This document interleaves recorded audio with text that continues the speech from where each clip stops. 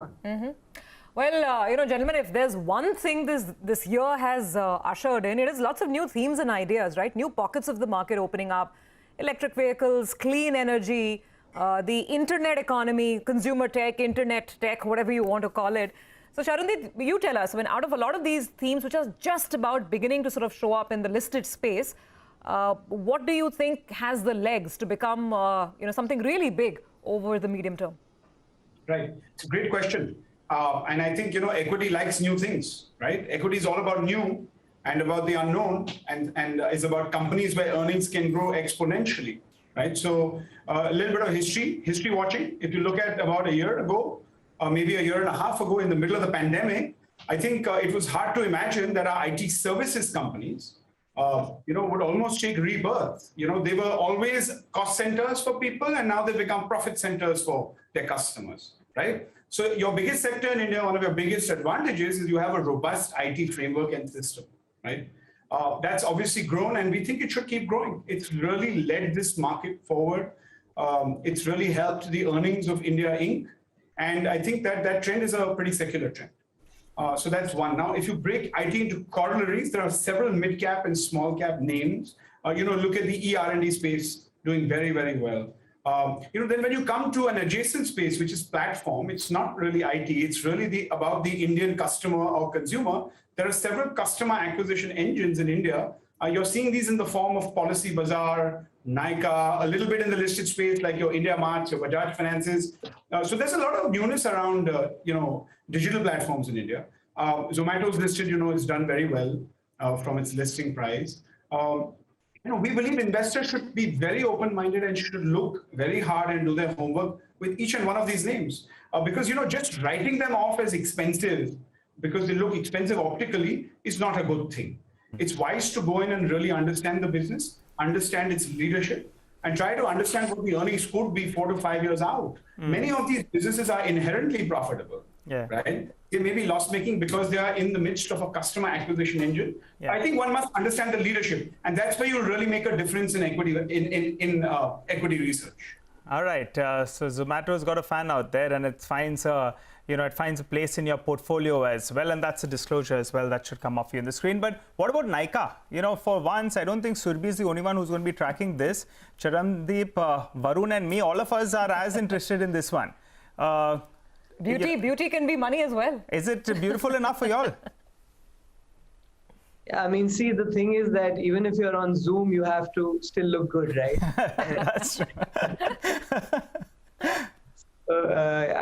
It's definitely it's a fantastic company, of course, valuations wherever it is, but it definitely needs a deeper look, and it's phenomenal what they've achieved, right? With all the competition from the biggies, but they've managed to achieve what they have, and that's been the story with India. There have been so many businesses that have been created over the last few years that I think one has to look at them with a new lens, and one has to have an open mind, because it's like a parachute. It's a parachute is not useful if it's not open. So you've got to have a mind which is open, and have to value these companies, what they can be over the next decade or so. So positive on Nykaa's prospects. We are, yes. Okay. All right. So, let's talk about what else you like in the market. And I think in some of the top holdings, you have names like ICICI Bank, then there's something like a Polycab. So if I were to ask you to pick the next big theme for you after consumer technology or platforms, what would it be, Varun? So, we frankly, we like focusing on businesses. So whatever you see in our portfolio, we obviously love those businesses, and we are obviously going more and more deeper to understand it better.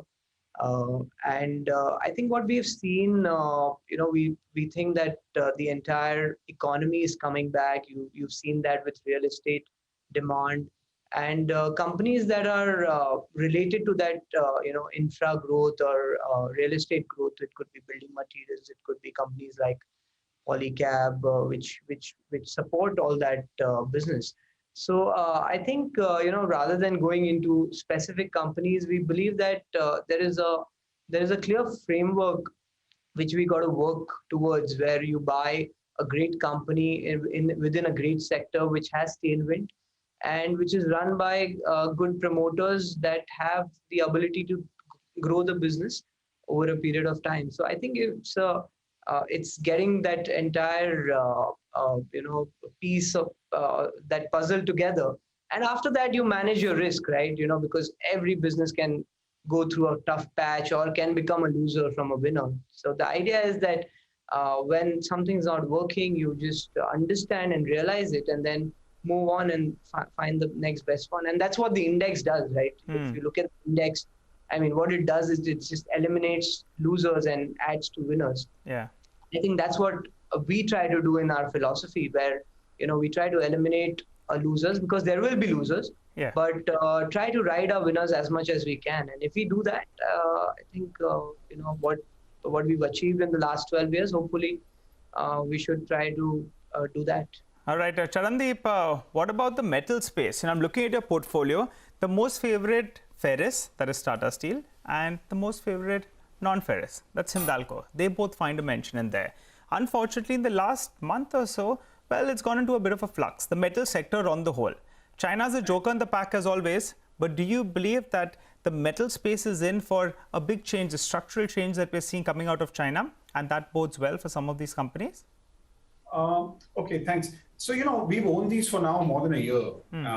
And, they found mention in our portfolios a long time ago. Yes. I must tell you that, they are prone to volatility because of pricing, because of news.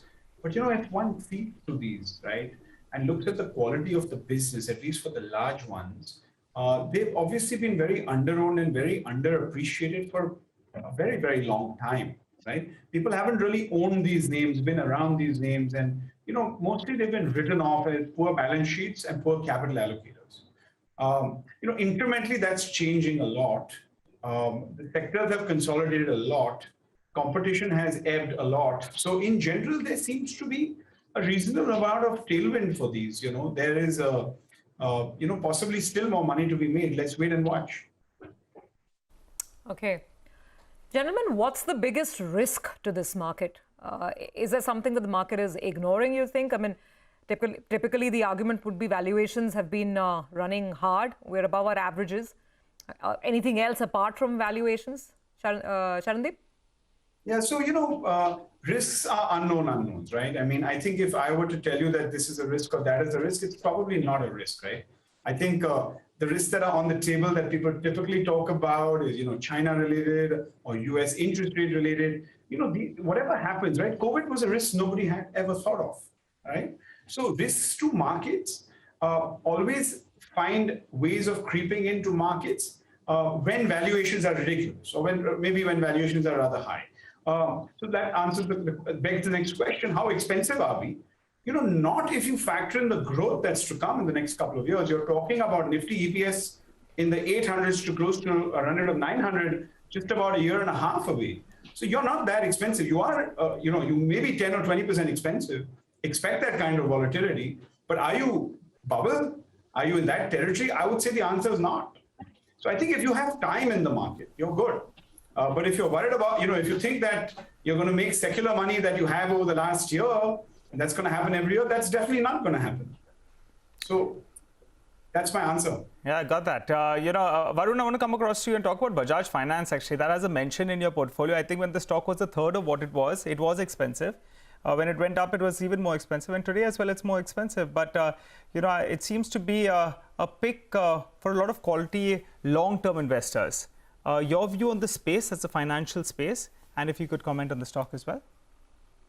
Yeah, I think that's a great question. This whole expensive has always been a worry for many people. I remember where we had DMart at one time in our portfolio, and everybody said it was expensive. And many people bought the second best, which was Future Retail, and we know what happened. So the idea is that, you do not compromise quality for price. I think the first step is go for quality. and try to buy it at a price which you can justify. You know, a lot of times people start with valuation, which is we feel is the biggest mistake. You cannot start with valuation.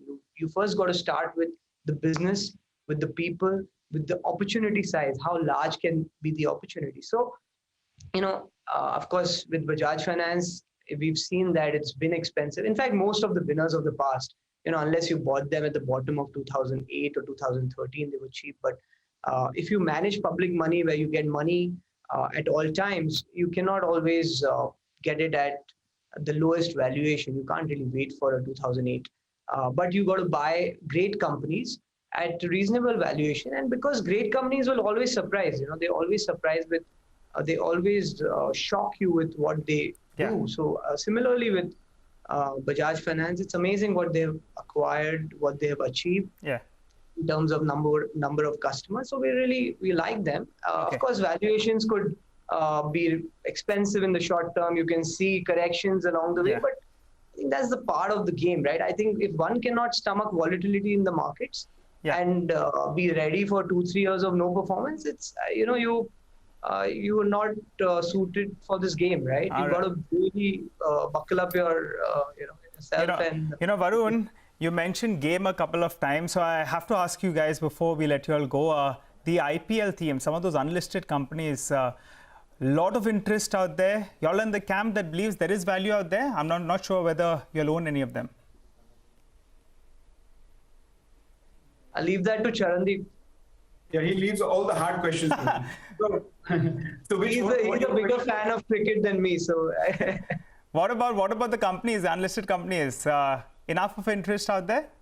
You're talking about these Policy Bazaar types and Nykaa types. I mean, you're talking about these platform unlisted companies. No, I'm talking about the IPL. You know, since Varun was mentioning, you know, about a game, he mentioned game a few times. I just thought that I'll find out you guys' view on some of those unlisted companies. I'll tell you what it is. You know, I haven't spared more than a thought, but the IPL's grown, right? I mean, look at the numbers around the bidding and the new teams and all of that. So it's an addressable market that's growing. And I think India is really understanding how valuable a sports franchise can be. So I absolutely think that, you know, some of these things will have a lot of value over time. If they don't already, there's no question. If it's cricket, it definitely turns out to be a money-making proposition more often than not in India. Gentlemen, thank you very much for joining in. I wish you a happy Diwali in advance. Have a great, safe and joyous festive season. You too. Thank you. Thank you. By the way, pull up Dr. Reddy's. There is a Form 483 issue, and that has knocked the wind out of the sails of what was otherwise a fantastic number. Now the stock is up just about 1.5%. It's for Dwara and I think Visakhapatnam. Two of the facilities, the inspections complete, and there is a Form 483. There are observations, and the market's concerned with that. So profit taking quickly hitting Dr. Reddy's. Let's go across to Mitesh on that note and get the final trades of the day. Mitesh, what do you have your eye on?